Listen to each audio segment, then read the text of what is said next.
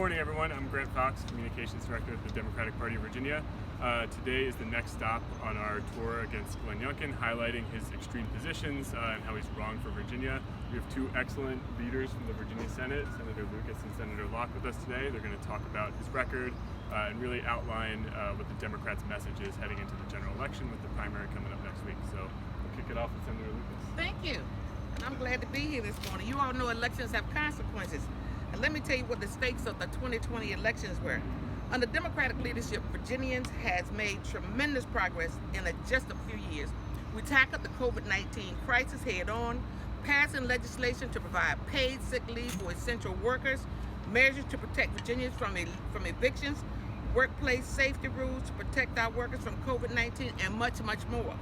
After Republicans shut down a special session to address gun violence following the tragic shooting in Virginia Beach, Democrats promised swift action, and we delivered, passing numerous gun safety bills to save Virginians' lives. We raised the minimum wage after over a decade of inaction. We expanded the right to vote, fought Republican voter suppression tactics, and took Virginians from being one of the hardest states to vote in to one of the easiest. We passed crucial criminal justice reform measures to make our communities safer and end some of the worst abuses like no-knock warrants. But Glenn Youngkin has made it clear that he would roll all of this progress back if he got anywhere near the governor's office. Youngkin may not have a voting record, but we know exactly where he stands. He's against protecting the right to vote, against critical COVID-19 relief, against expanding health care to those most in need, and against expanding civil rights protections to LGBTQ Virginians. In other words, Youngkin is doing exactly what Donald Trump wants him to do, taking far-right positions that would threaten Virginians' recovery. Our next governor must be someone who is prepared to lead Virginia and build a better future for communities all across the Commonwealth and continue the progress we've made. Glenn Youngkin has made it clear that he is not that leader. Glenn Youngkin has shown Virginians that he is running a dangerous Republican agenda. Youngkin has steadfastly opposed the COVID-19 relief that has been a critical lifeline for working families and small businesses across the Commonwealth. While the American Jobs Plan sped up vaccinations, delivered relief to struggling small businesses, and gave millions of Virginians a $1,400 check to weather the pandemic, Youngkin said it was wrong. Youngkin has attacked the Biden administration proposal to invest in America, rebuild Virginia's infrastructure, and help create millions of good jobs to strengthen the economy.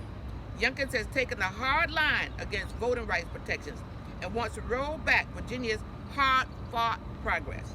Youngkin has opposed critical steps in the fight against climate change, even railing against the Biden administration decision to recenter the Paris Climate Accord.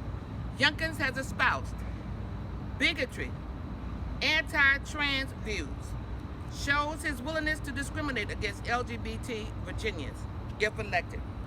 Youngkin is wrong for Virginia. Thank you, Senator Lucas. I'm Mamie Locke, and I serve as the chair of the Senate Democratic Caucus. Youngkin and Republicans are threatening the progress that Democrats have made in health care. It took us a long time to finally get Medicaid expanded here in Virginia because Republicans blocked us at every turn. Glenn Youngkin's opposition to Medicaid expansion and Affordable Care Act means health care is on the ballot in Virginia. Health care is on the ballot in Virginia. This week in Virginia, we're celebrating the 3-year anniversary of Medicaid expansion. This was a historic step in the fight to protect and expand health care for all Virginians.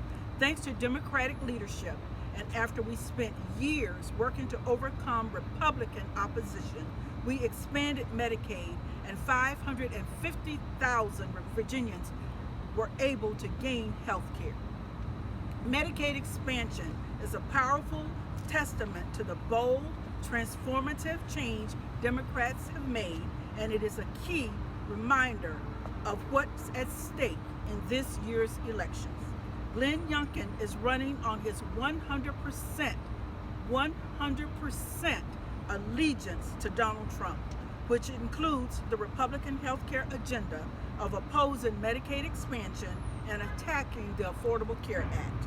And be reminded that the entire time that Donald Trump was in office, there was never a replacement. It was always repeal and replace, but never a replacement. Virginians need a governor who is committed to protecting and expanding access to health care, not someone like Glenn Youngkin who threatens it and wants to get rid of Virginians' coverage. Youngkin has taken an extremely hard line on health care, railing against Governor Northam's efforts to protect the Affordable Care Act and aggressively attacking Medicaid expansion. Youngkin has voiced his strong opposition to laws giving women the right to choose and is threatening to rip away reproductive rights. And be reminded that the Supreme Court has taken up the case coming out of Mississippi dealing with reproductive rights. So we need someone in the governor's mansion who will be able to stand with women. Thank you, and we'll now take any questions that you may have.